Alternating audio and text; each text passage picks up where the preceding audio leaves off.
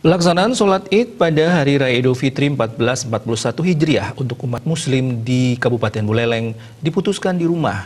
Hal ini mengacu pada seruan dari tokoh-tokoh muslim dan Forkominda di Provinsi Bali.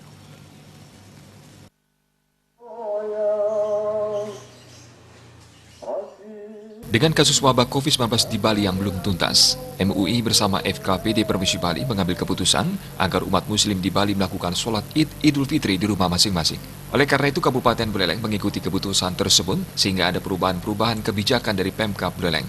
Ketua MUI Buleleng, Haji Abdurrahman Said mengatakan, keputusan MUI Buleleng yang sebelumnya membolehkan sholat Idul Fitri kini direvisi untuk mengikuti keputusan dari provinsi. Termasuk dalam kegiatan takbiran juga dilaksanakan terbatas dan di dalam masjid saja tanpa keliling.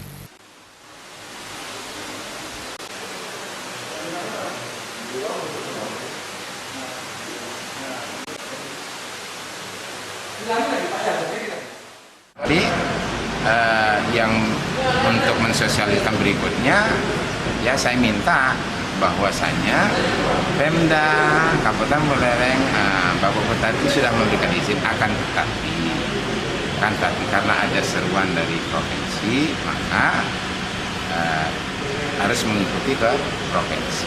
Artinya seruannya itu dari MUI provinsi, dari Dewan Masjid, kemudian di MUI provinsi, dan DMI dengan Masjid Indonesia provinsi, kemudian Kementerian Agama.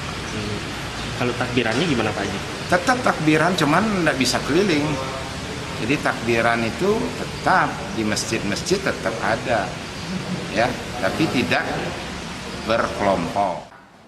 Kini Pemkab Buleleng akan segera mengambil langkah-langkah untuk mensosialisasikan kepada warga muslim yang ada di Kabupaten Buleleng untuk mengikuti seruan ini. Teruskan dengan keadaan pandemi yang COVID-19 di seluruh provinsi kabupaten yang ada di Provinsi Bali ini, kasusnya masih sangat-sangat banyak dan belum tuntas semuanya. Jadi diputuskan, juga menyerukan agar salat Id itu dilaksanakan di rumah saja. Warga pun diharapkan untuk mengikuti seruan ini guna memutus rantai penyebaran COVID-19. Komang Yuda, Bali TV.